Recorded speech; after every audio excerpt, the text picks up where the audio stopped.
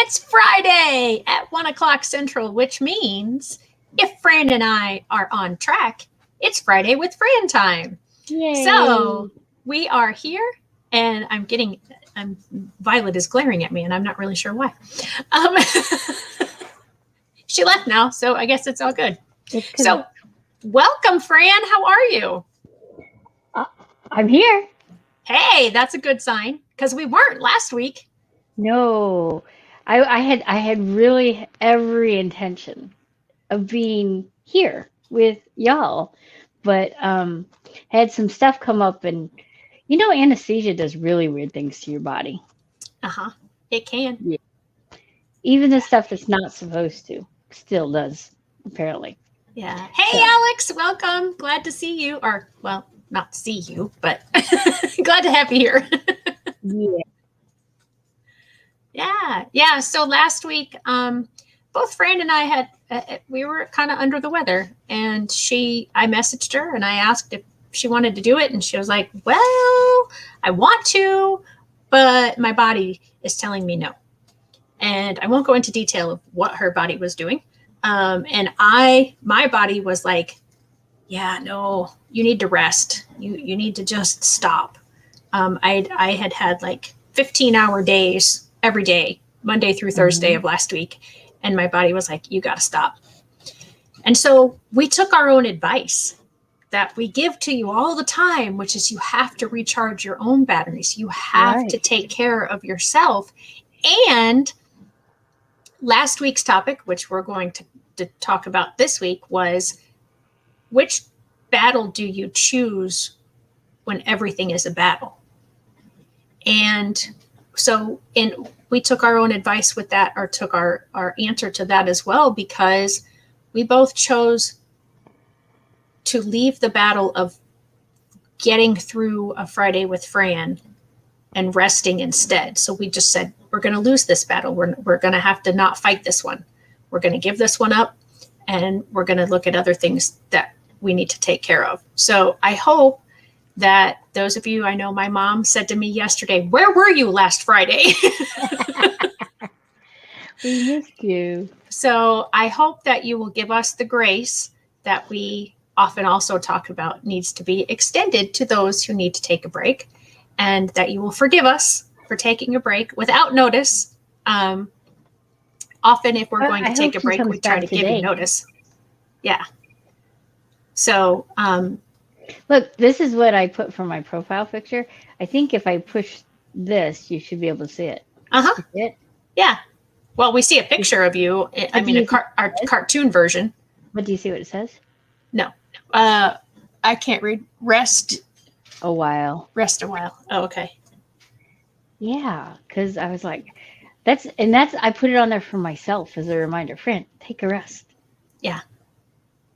Yep. And we definitely need to do that. I mean, my 21-year-old has done that the last couple of days. She needed to just rest. And after 2 days of resting, she's like, oh, I finally feel like normal again. So I don't know. I just heard Kevin say something, but I don't know what he said. So we've both been on the phone and on Zoom meetings this morning. And my son is calling in now. Oh. It's okay. I just turned him off. Okay. Well, thank you, Alex. She says, we miss you when you are not here, but we are so glad that you took care of yourself. And we missed you. I missed Fran, and I missed, having the interaction time. So sure. I missed you, but I needed it. I needed to take a break. So definitely all of the above. Yeah. So make sure if you're with us, Alex has already chimed in to let us know that she's here. But for anyone else who's joining us, make sure that you tell us hi. And, if you want to tell us what state you're in while you're joining us, that's wonderful. And it could be the state of confusion. I mean, I'm in that about half the time anymore. So I'm in the state of plodding along. Yeah. Plodding along. Yeah. So Fran, this was actually your topic. How do you choose your battle when everything is a battle? Yeah. Okay. When this came to mind, I was in the midst of a lot of battles, Mhm. and I had the potential of really getting overwhelmed or trying to prioritize or some combination thereof. And it kind of became a combination thereof. I was very overwhelmed and I was fritzing, and then I was like, okay, okay, stop, stop, stop, stop. And I'm like, oh, wait, no, you're not stopping. You're just getting worse. And I finally had to literally put myself in timeout. And for me, putting myself in timeout is I get on my bed and I push my wheelchair back. So then I'm like kind of stuck on my bed for a bit till it rolls back because I have a very unlevel house. So eventually my chair does come back to it. So I push it back unless it gets stuck on something, but then that's another story. Then I just have to crawl to it. But anyway, so I was in timeout and I just took some breaths and I said, God, I need you to order my steps because right now it I feel like I'm in a maze with that game of Twister. Mhm. Yeah, I felt like I was in a maze, but at the same time, I was playing Twister, and I had to keep all my appendages on different colors, but I still had to continue to move in a forward fashion. But my head was turned in such a way that I didn't even know where forward was. So by taking that time out and asking the guy to order my steps, in essence, I was saying, okay, what battle do I fight now? Mhm. And I once I took it down to focusing on the battle at hand instead of this battle, this battle, this battle that we're following, lining up behind that battle, it became manageable. But if someone looking in, I know this for a fact because I did have people looking in where they don't understand the methodology of my battles and Right. the ones I choose to fight and the ones I don't. And I used to get very upset. I used to feel like I was disappointing the world and those around me. I used to feel like a failure as a parent and as a guardian and as a person because I was not meeting everyone's expectations of the battles that they believed I should be fighting. And a lot of these people, they love me and they support me, but they may not understand what all the dynamics are at that time and to understand why I chose to battle or not to battle at that point. Um, but I would like to say I've gotten a little further along the journey in this area, at least, of how to battle or not, and that I don't have to defend why I chose to do that battle and not the other battle. Right. Yeah. Because And a lot of time, oh, I'm sorry, go no, ahead. go ahead. No, go, go, go. It's Well, okay. I'm just thinking how what we're talking about, and it's so very interesting that we had intended to talk about this last week. It was postponed. And then the situation with the Olympic gymnast that stepped out of the Olympics happened in between when we were going to talk about it and when we were talking about which battle do you choose, and that you are the only one at any given moment that knows all the battles that you're facing and how you're facing them. And as you said, the methodology behind how you're facing them and what that does to you. Because Hmm. how you respond may or may not be the way that I would respond, or Alex would respond, or anyone else who's watching. Only you can know that. And, you know, I don't know a lot about the situation with the gymnast. Um, the little that I know, it's been very heart wrenching to hear about it because so many people are angry with her because she stepped back. But it's people that have no idea what her life is like. And it's funny. I've read so many people that supported her stepping back. That's all I've seen. I've seen some that have been angry, but I've seen a lot that have supported her. So that's interesting, just even that dichotomy right there. Well, and I've seen people supporting her, but and their support is wonderful, but it seems like, and I'm sure it's not equal, there's hopefully more people supporting her than not, but it seems like the people that are not supporting her are very vicious in not supporting her. And maybe that's always the way it is. If you don't support something, you're vicious about it. But I mean, as if these people have been personally attacked and offended.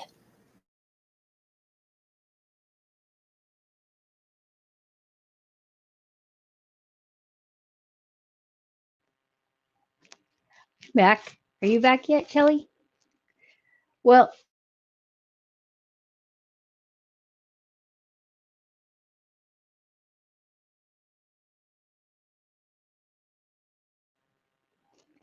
and we're back again.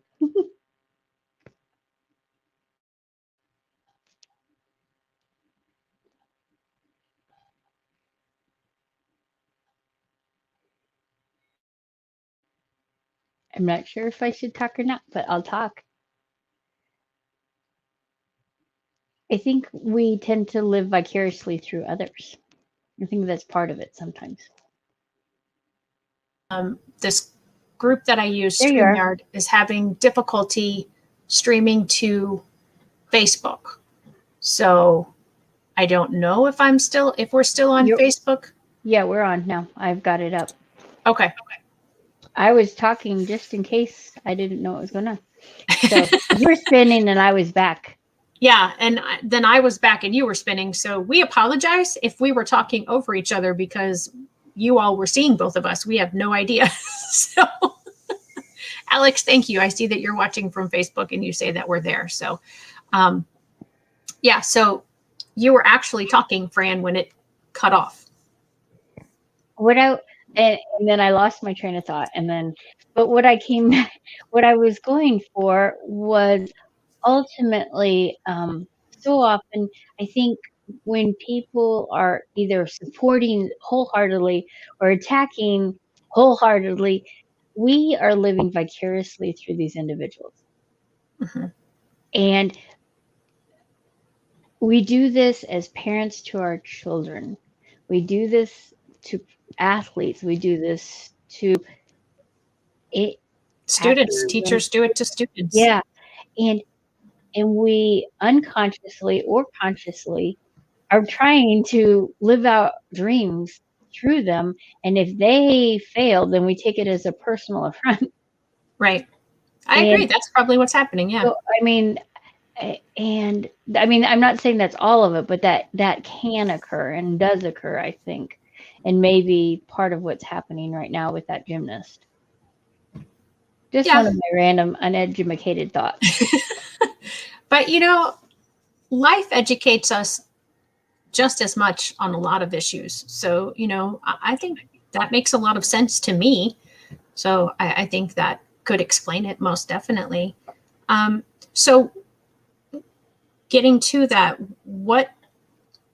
how do you handle it when someone, whether they comment or they do something that you think is their disapproval of you in the way that you're, battling whatever it is? I would like to say I handle it with grace all the time, but I would also like to say that I'm improving and I am handling it better than I used to, because I have come to realize that no one can know the journey on which I am, as I can not know the journey on which others are. Right. So I have to just know that I'm doing the best I can in that moment. And I've also I've had to give myself grace and go, I messed up. I need to go apologize to this individual for whom I was having a battle at that moment and say, I'm sorry. I put what I wanted on you at this moment instead of conveying and checking in to see why you were not doing and you were fighting and why we were butting heads. Instead, I came in with this is what needs to be done and this is how we're going to do it, and there's no ifs, ands, or ors about it. Well, if someone comes to me that way about a project, yeah, I'm probably going to buck it too. Mm-hmm. So I, I'm learning that it's a lot better when I check in prior to starting even the battle, because sometimes then we don't even have the battle. Right. But it's a really, really big process, a learning curve, a huge learning curve that I feel very inadequate at this moment. And I agree with Alex. I think you handle things tremendously well, but I'm not in your skin. What it looks like on the outside versus what we say to ourselves and what we experience ourselves can be vastly different. And Yeah. I often, for myself, know that I am a harsher critic to myself than to anybody around me. Mm-hmm. Right. I probably extend grace more often to others than I do to myself. I may not be extending grace as often as I should be to others, but I'm extending it more often to others than I do to myself, if that makes sense. Got it. Yeah, it does. Yeah, I mean, and to be, I mean, I can be honest about it. Right now, I'm in a horrible place, emotionally and mentally, but I know sometimes when I'm in this place that I tend to do so much better choosing my battles and giving grace to others and even to myself because I'm already in like a really deep dark hole. So it's not that far to fall, even if I'm not giving myself, if the battle's not working right. It's just kind of like, oh, I'm already here, so it doesn't really matter. So, but I want to say realizing that I don't that it's important the battle that I'm choosing to fight, whether it's with an individual or even a battle in my own personal life, things that I'm battling through, that it's not a matter of winning, is what I've learned. It's an excellent because point. because if it becomes a win or lose, you always have a winner or loser, and that's not what the goal is. The ultimate goal a lot of times in a battle is getting to a certain point, Yeah. and how we get to that point is so much more important than who won to get to that point or who lost to get to that point. If we can do it together, it is so much more um, confidence building and so much more relational building than doing it as a win lose type battle. Does that make sense?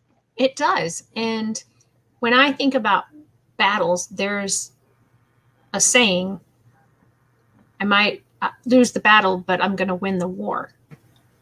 And I think for me, a lot of times, I don't realize the overarching war that is happening when I'm going through these individual battles. And I do sometimes get focused on winning or losing the battle, Mm-hmm. or winning or losing the war. And, as a Christian, there is a, a war on our souls constantly. I Right. mean, Yeah, that's yeah. what I believe. And so, I'm when I get frustrated and I lose my cool and I don't behave in a Christ-like manner on a situation or with a person, when I realize that, sometimes it's immediate and sometimes it's way down the road, Mm-hmm. then my prayer becomes, please just let this be a battle. Forgive me for not being the best representative of Christ that I can be, but let this person's war for their soul still be won for Christ. Because to me, that is my ultimate goal in everything that I'm doing. It's not at the forefront like it should be, but that's always my underlying goal, is I want to represent Christ as best as I can in my business and my personal life. And, you know, my business is my work life now. So, you know, whatever I'm doing in all of my relationships, is I want people to say, you know, there's something different about how you respond to a situation versus somebody else. And so if I have one of those bad days, and I do, you know, everybody does, nobody is perfect. I try to get that resolved as quickly as possible with a person, and try to say, you know, that was the flesh of Shelley. That wasn't the Christ likeness of Shelley. Right. Yeah. And I like what Alex just said too, that our battles are our learning experiences. Yeah. And they are. It's one of the harshest ways to learn, but our mistakes are our learning experiences. Our battles are our learning experiences. And I feel like we can turn all of those negatives into positives if we will take the time to learn from them and do it differently or better the next time. Yeah. And I want to say, I'm just thinking about battles and choosing them.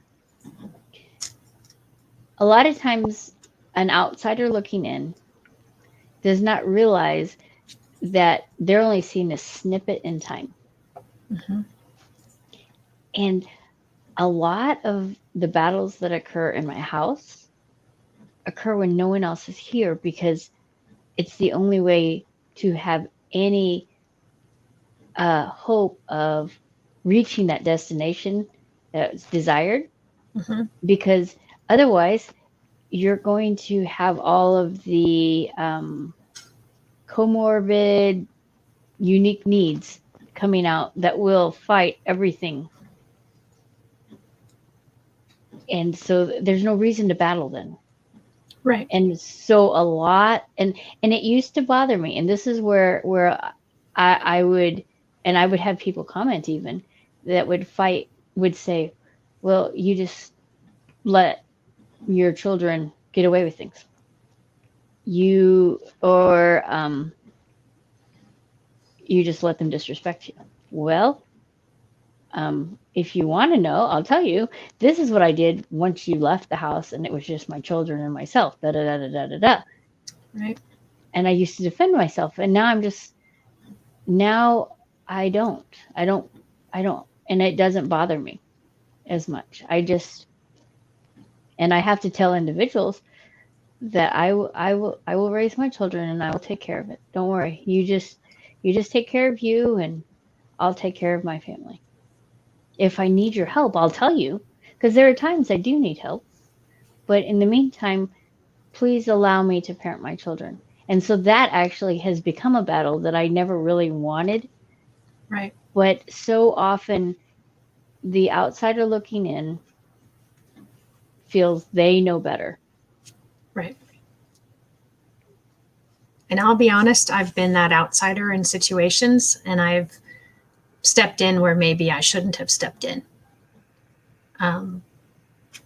There was a situation on my vacation, and my mouth started going before my brain could stop it. And then I was like, I started to discipline a child that wasn't my own. And once I started doing that, the background of me said, okay, well, you can't stop now.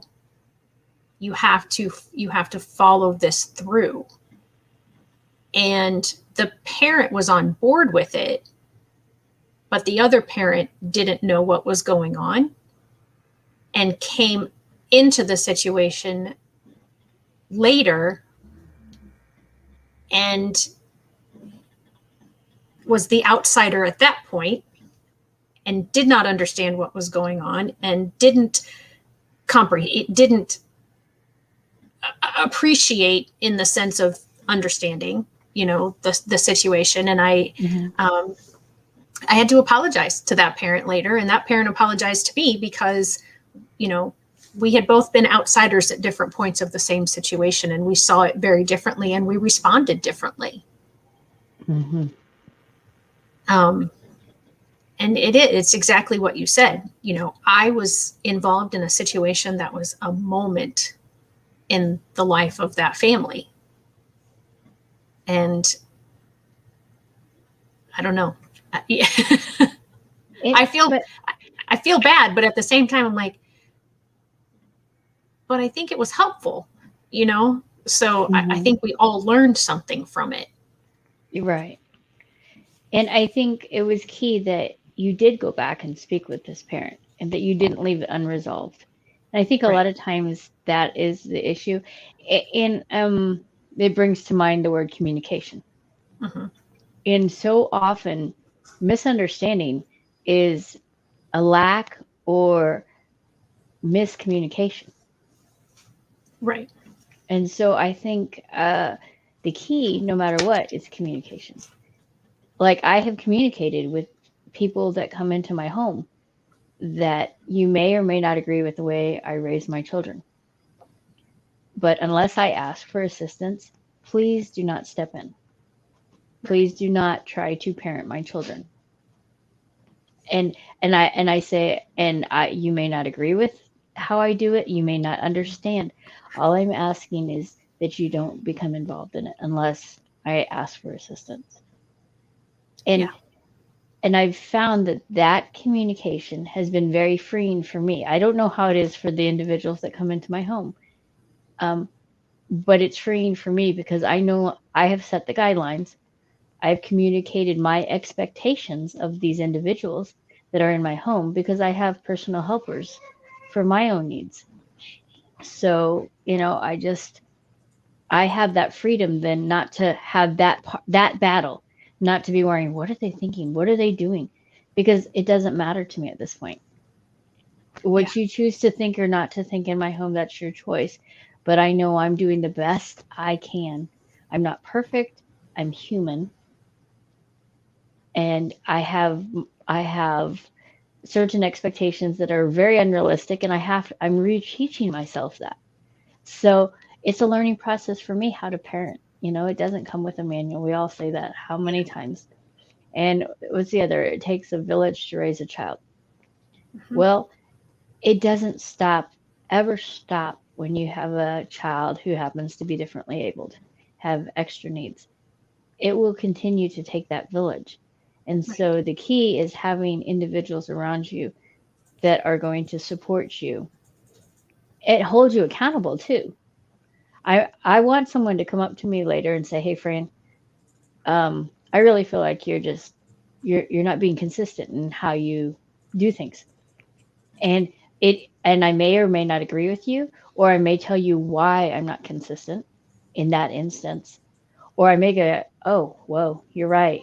I totally forgot I was supposed to do and I wasn't consistent. No wonder I'm sending a mixed message." So to me, it's a matter of there is the communication. So that was just my little random run on. And this is something that I was actually thinking too, Alex, is it's hard as an outsider because you want to help and you think you're helping. But there is that fine line of when is it help and when is it hurting, as the outsider. Right. And there was something that you said a while ago, in this talk about acknowledging that you've made a mistake and apologizing to your child. And I think so often as parents, we think our children are going to see us as weak, or as teachers. I often went back to my students and apologized to them because, as I've told you, a million times in our talks, that behavior is communication. Mm-hmm. I didn't always get the right communication that was trying to be shared. I put my perspective and my understanding of what was happening into what they were communicating, and I said, well, this is it. And I was completely wrong.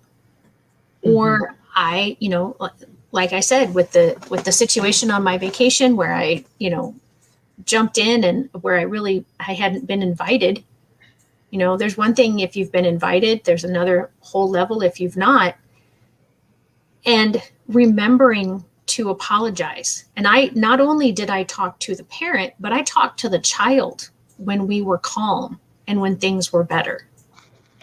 I And think that's ding ding ding a real key point. You need to say that part again. so, and this is something that has been studied. It's not just something that I just decided to do, but you really need to speak to the child after you've had to discipline them, or after you've And disciplined them, what else would you because say? it is, I'm not sure, because it's less stressful and they can understand. I didn't apologize to the child. If I said that, I didn't mean to, but I You said when they were when it was when the child was calm, and it was 2 days later. I mean, this happened on a Friday, and I didn't. I what I did on Saturday was build the relationship back, and gave positive praise all day on Saturday, because I could tell the child was still not ready to talk to me, and was still not ready to deal with what had happened on Friday.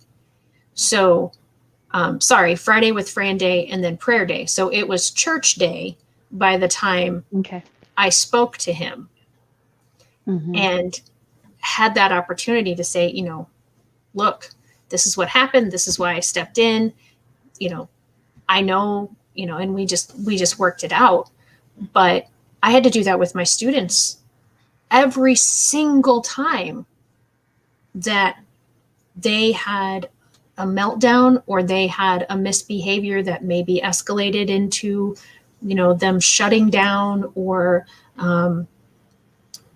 just not being able to process anything at that moment. And when a child is having a meltdown, or when they, and when we think about meltdowns, we typically think of, big, like, extroverted types of expressions of that, the screaming, the yelling, maybe the eloping.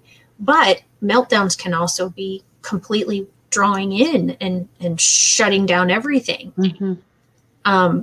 And so when I would have students do one or the other after or during a discipline situation, I would have to wait until they were calm.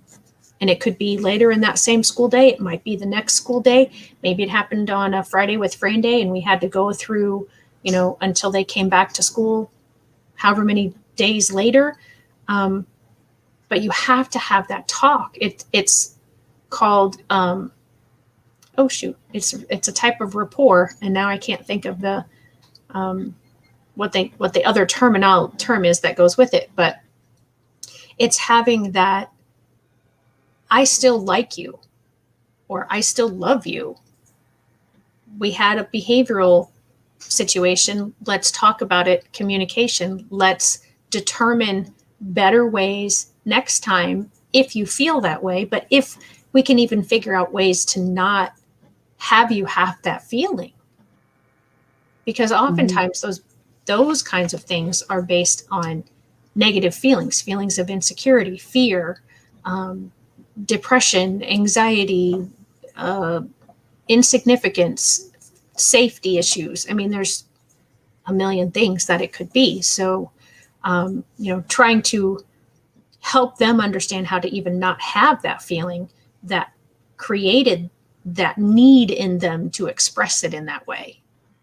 Right. I want to touch on something.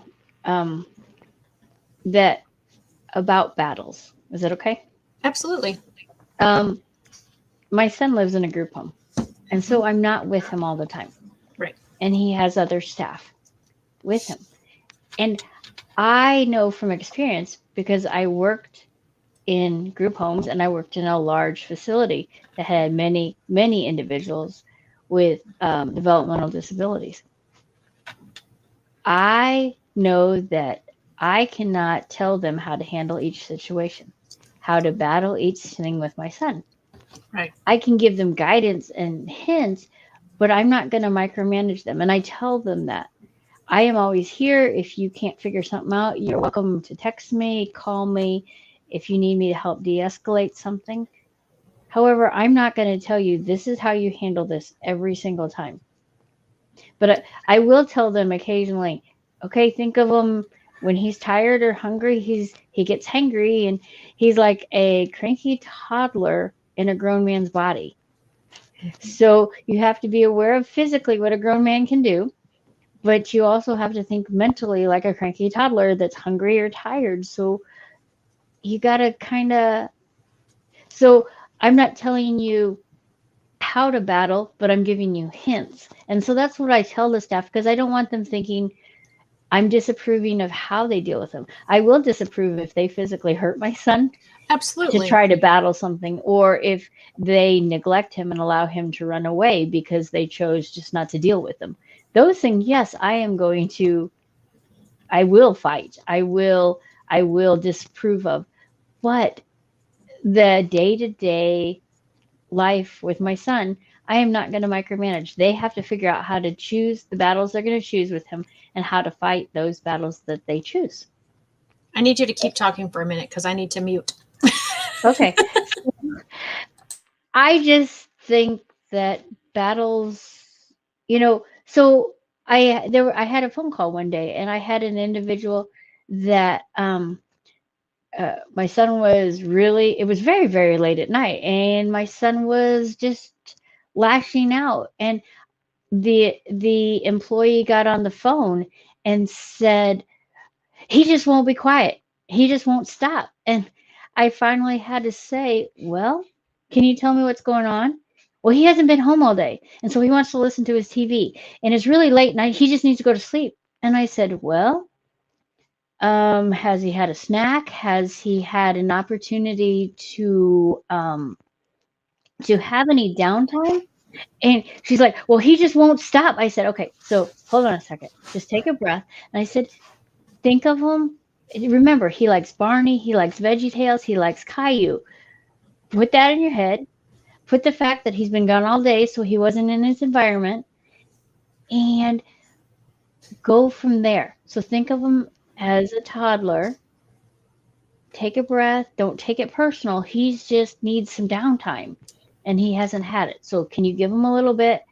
Yes, he can't have the volume up loud, and then give him that time, give him a little snack, and then you can go, okay, well, you're going to watch this, and then we're going to turn off the TV, and you're going to climb in bed, and I bet you're going to have success. That was, yes, I helped her through that battle. And that's, I think, an important thing is when we're stuck sometimes, it's okay to ask for help Mhm. to get through the battle, or later go, oh my gosh, I don't know. Ask Shelley. I've done that with her. I'll be like, Shelley, this is what happened. Can you help me so I don't, this doesn't happen again? Or how, if when it happens again, how to do something perhaps differently. So I was just sharing an instance that had occurred with Bubby and Oh, how yeah. I helped them fight that battle. Right. I didn't tell them exactly how to do it, but they were so into it that they were buried and they couldn't see. And we all get that way. And it's important then to reach out when we're so, because you don't want it to become an emotional conflict then. You, Right. because you don't want to become, well, that, because someone has to maintain control of their emotions. And when you're the adult, theoretically speaking, you're supposed to be the one to maintain those Right. emotions and control. When Yeah. you're the teacher, when you're the When you're the person in authority, you're supposed to, even if they are physically lashing out at you, somehow you have to reach deep inside of you to find some point of control. And if you can't, you have to remove yourself. Right. And That is the key. yeah. And that takes an immense amount of awareness, mind awareness. I'm not sure how I want to say that exactly, but be just aware of yourself, Self-awareness. self-awareness. And thank you. And just like, okay, I am to a point where I'm at no return. I have to step away. I have, and we had that as teachers. I've had, paraprofessionals that have had that. I've had that as a parent, where you are just, your emotions are way up here and they really need to be down here. And without stepping away, you're not going to be able to be back down here.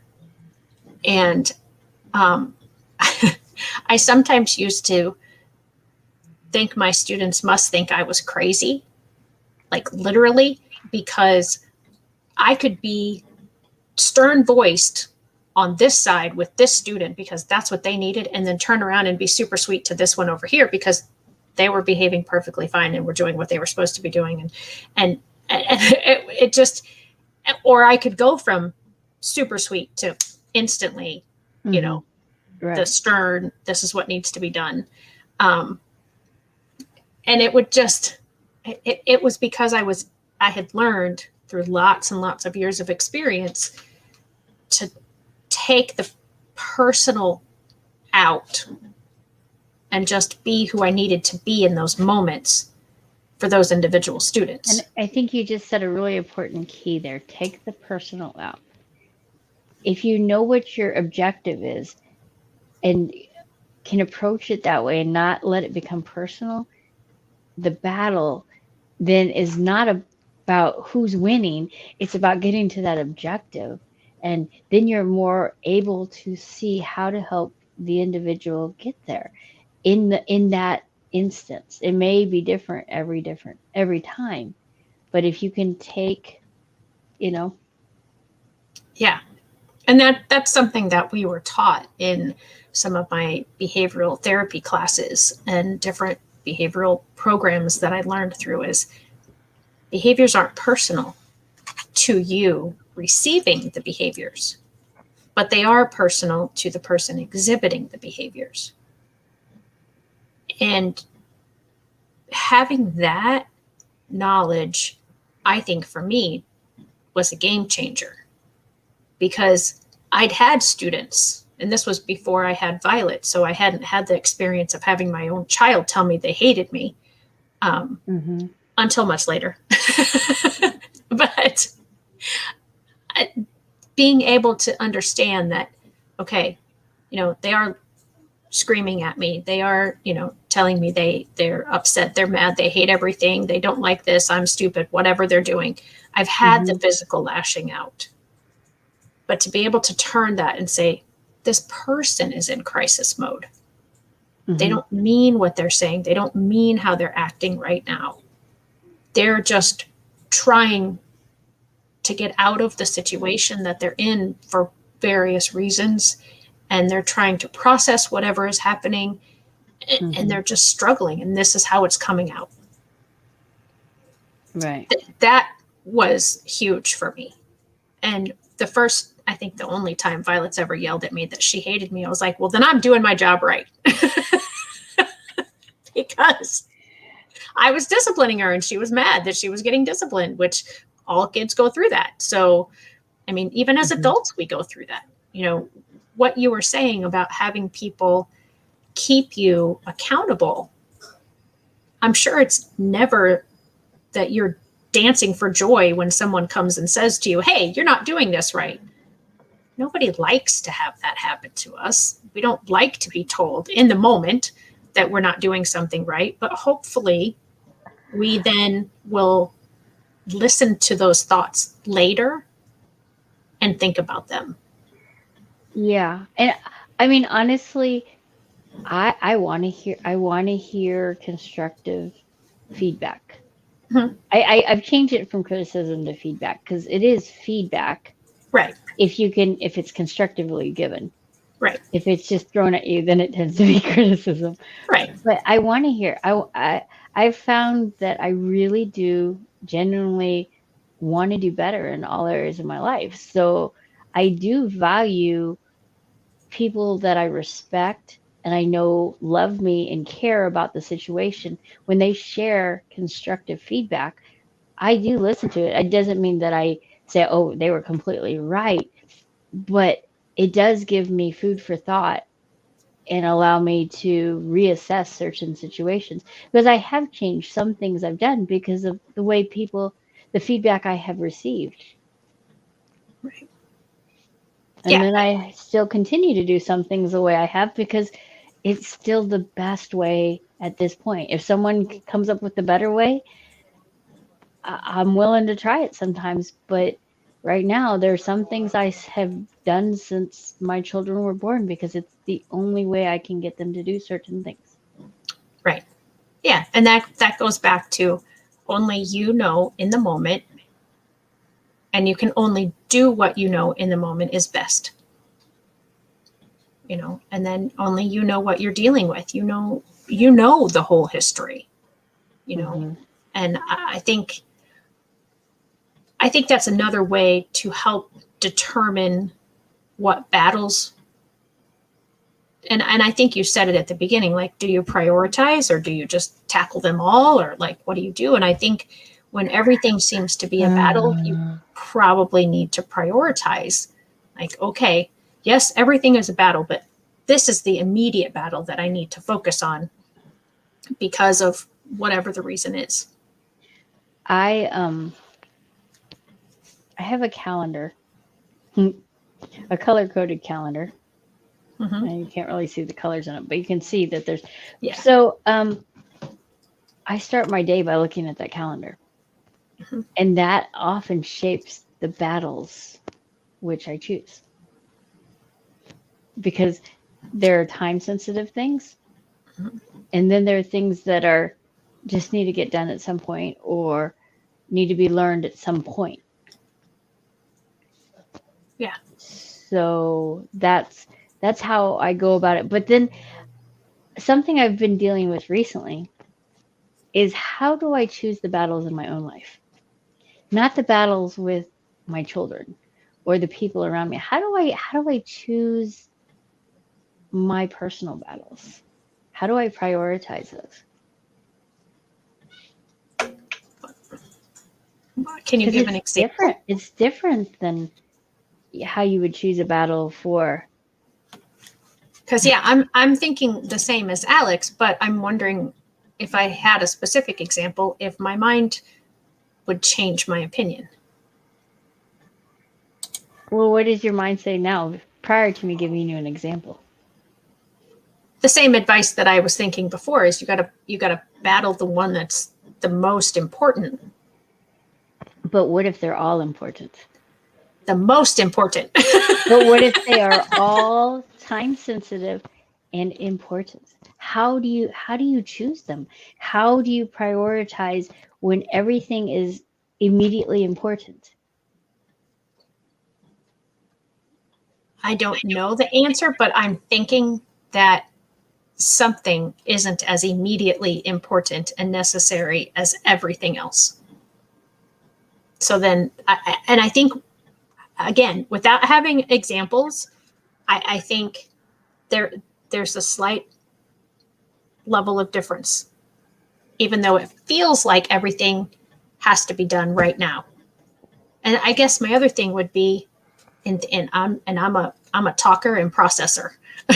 So my other thing would be, what are the consequences to each of those things if they don't happen immediately? And then maybe prioritize the consequences instead of the actual thing happening at the moment. Because if this one has a more severe consequence than this one, then that probably would be the one that I would go to first. Does that make sense? Hmm. Yeah, it does. So Alex says the one in front of you. Well, What if nothing's in front of you? what if it's all in front of you? Yeah. Then what do you do, Alex? Yeah, come on, Alex. Throw them out there. You're really smart today. No, I appreciate your comments, Alex. Um, okay, so you wanted an example. And part of it happens to be I have discovered that I don't know how to say no. Really? You? Yeah, me. Oh, Alex is just as surprised as I am, I bet.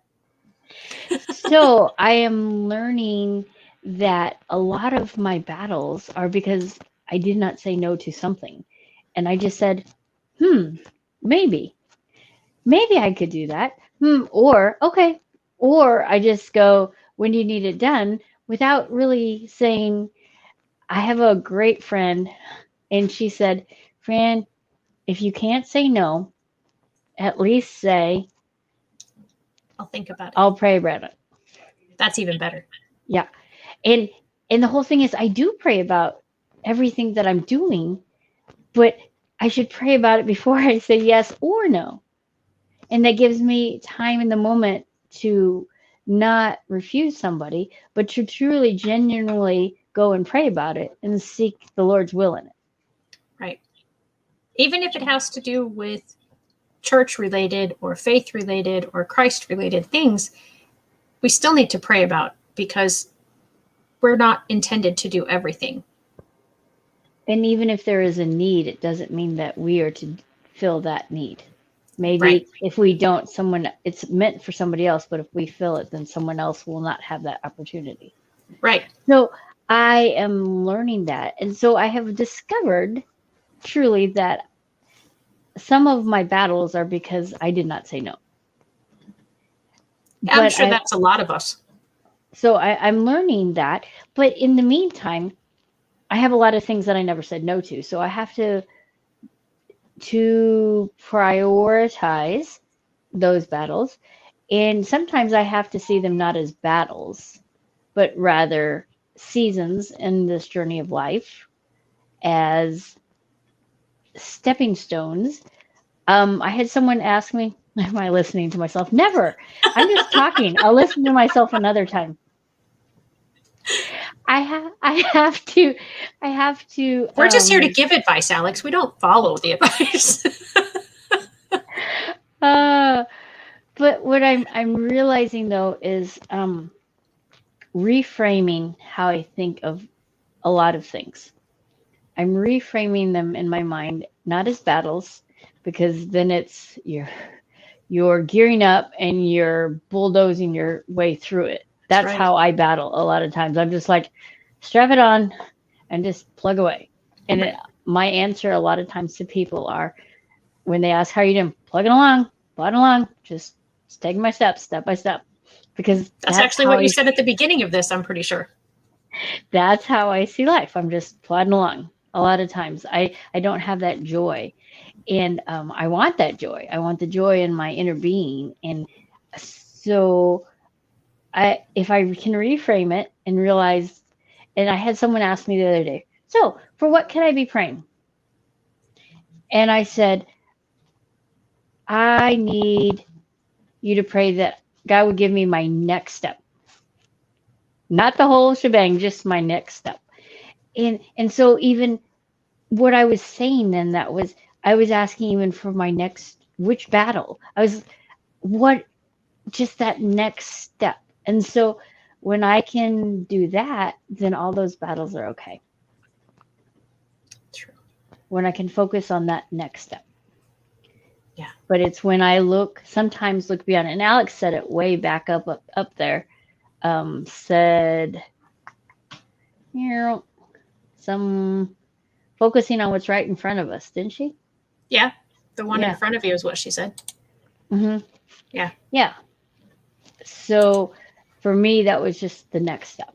So anyway, I don't want it to be discouraging, and I don't want people to think that all life is a battle. But I think it's a reframing of how we see life, how we see the battles of others, and how we are to relate and interact with those battles? Are we supposed to just stand on the side and give our silent presence of support? Are we to intervene, or are we to walk away? Right. And So I guess that's kind of where I was thinking of, where do we, what do you do when everything in life is a battle? How do you choose it? and I don't know that there's one right answer to that. I mean, I'm guessing that there is probably a different right answer for every different person. Um, you know, I also think, based on our responding to what you just said about, not wanting people to think that we're in battle constantly, I think we probably all have had seasons of our life where we do feel like we're in a constant battle. And hopefully we all have seasons in our life that we don't feel that way. And even better would be, I think, maybe if we ever went to that part where we did feel like everything was a constant battle, to coming out of that and learning, okay, if I just take care of this one thing, then that doesn't become a battle. Or if I just do this thing, then what could have become a battle isn't a battle. It's just a little skirmish. And, and so learning different strategies to deal with all the different situations, I don't know, maybe somebody hearing for the first time, or maybe for the 10th time, but it's finally resonating that behaviors are personal to the person exhibiting them, and being able to build that wall of, this isn't personal towards me when this person is angry or upset or mad or doing whatever it is that they're doing. Kind of like going all the way back to the beginning of this with Simone, the US gymnast, and the way that people are responding to her, and her saying, that's their thing, that's their reaction. I can't take their reaction onto me. And Right. having just those, like we always try to give, the tips, the strategies, you're not alone. You can ask for help if you need help. And it does not make you a failure if you ask for help. No, and it doesn't make you weak. It makes you stronger. Yeah. And I think apologizing makes a person stronger, because you're admitting then and taking responsibility for that mistake, and presenting that you are human, as every single person on the planet is. You keep saying we're human. I know you don't like to know that about yourself. No. Well, I really do know that quite well, because this outer shell, if I were like a robot, it would not be self-destructing as badly as it is. It's time, Fran. It's time to go. Yeah, we need to wrap up. We've got a very very short amount of time. Okay. So the battles, I think, prioritize the battle, or prioritize the consequence of each battle, and do the one that is demanding the most at the moment, and then do the next one until they're not so bad anymore. What do you think? I like that. And what keeps coming back to mind, and I know we can't play it because then it would be a copyright thing, is the song "This Is How I Fight My Battle." I wanted to play that so bad, and I'm like, oh, I can't. So if anyone wants to look it up, and maybe you can put it in the chat what it is, the link to it, because that I found is how I fight my battle. And it talks about being on your knees and just trusting God. And so for me, so often when I'm battling, I have to submit and surrender and allow him to fight my battles, because if I do it, I'm a failure, or it ends in failure. Yeah. It ends in failure. You're not a failure. Yep. Yeah. Right. We can do so much more. Yeah, we can do so much more with Christ helping us than we can without. Yeah. Thanks, Alex. All right. Thanks, Alex. It's been good to have you with us today, and thank you for all your comments and feedback. Everyone else who joined us, thank you so much. If you're watching this in the replay, let us know, #replay, and we will see you next time on Next Friday with Fran.